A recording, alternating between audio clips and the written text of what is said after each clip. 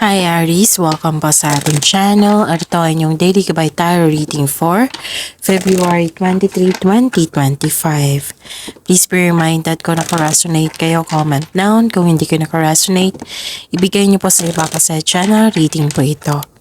This is for you Aries ngayong February 23, 2025.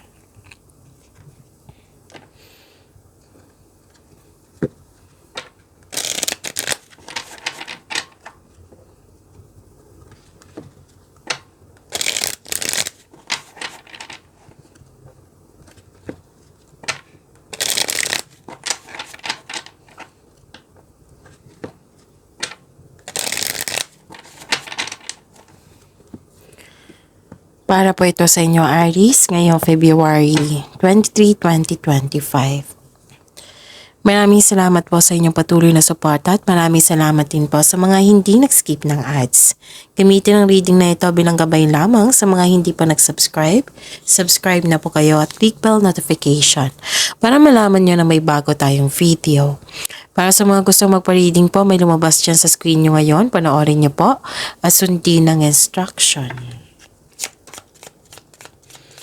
Spirit's Guide, mga ganap po para kay Aries ngayong February 23, 2025 ay 3 cards po.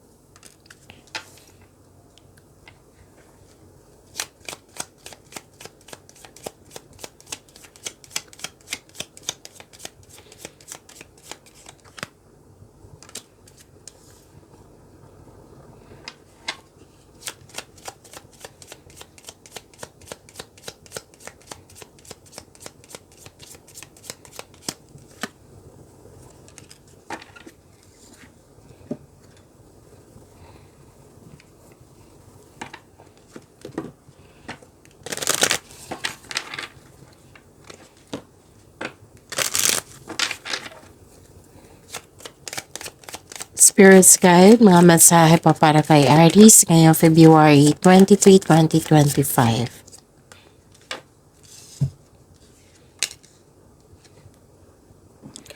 Ngayong February 23, Aries, mag-ingat kayo kasi may nag-observe sa'yo, may nag-spy, may mahilig magmanipula, may tao dito na sobrang mag-react.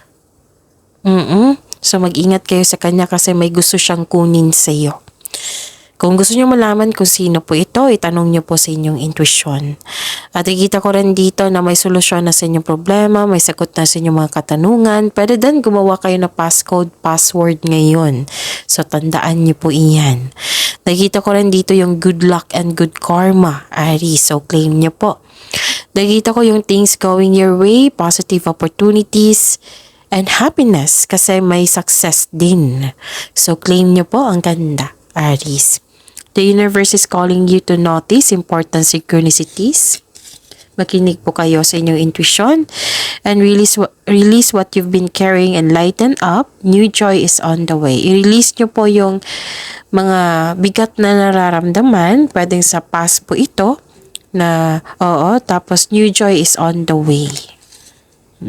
Prepare yourself kasi may parating po na inspiration or joy is on the way.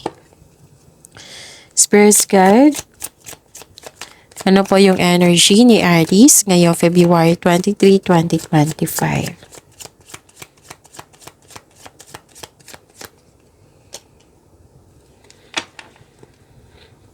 And the clarification of this card po.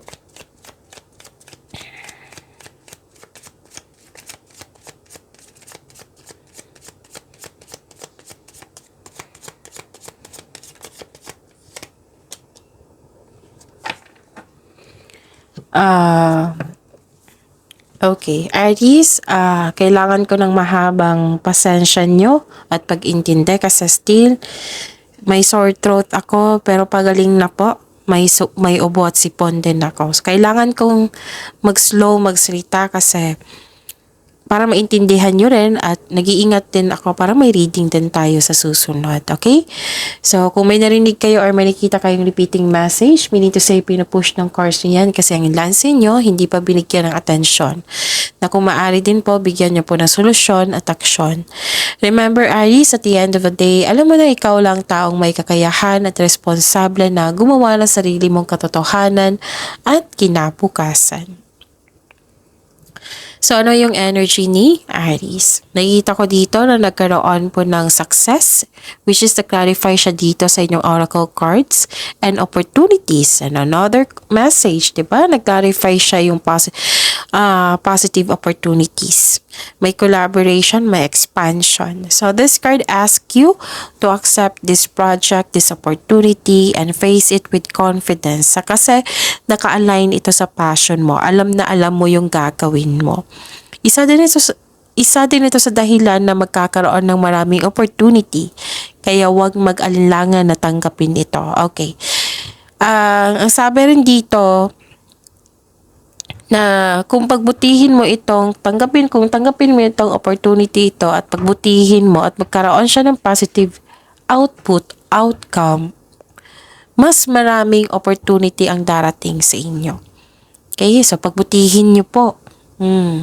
So this card tells you na nasa next level ka na ng prosperity, which is claim nyo po. Nasa next level ka ng prosperity na matagal mo nang hinintay, kaya wag mong palampasin ang pagkakataon na ito. Posibleng dagdag trabaho or dagdag kaalaman. Pwede din nag-spend time ka sa mga taong na nagbibigay ng inspiration sa iyo, na na-motivate ka sa kanila.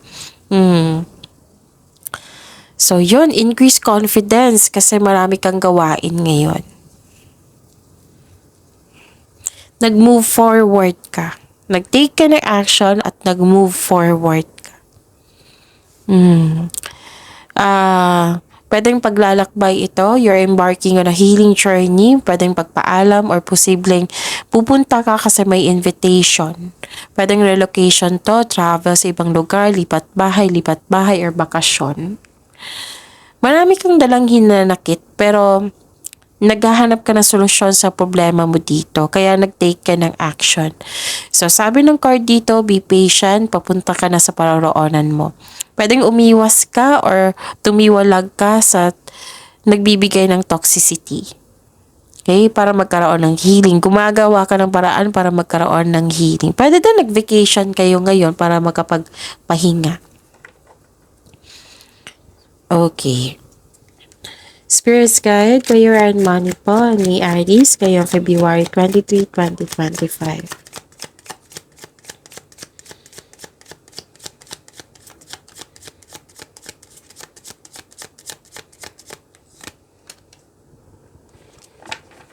And the clarification of this card po.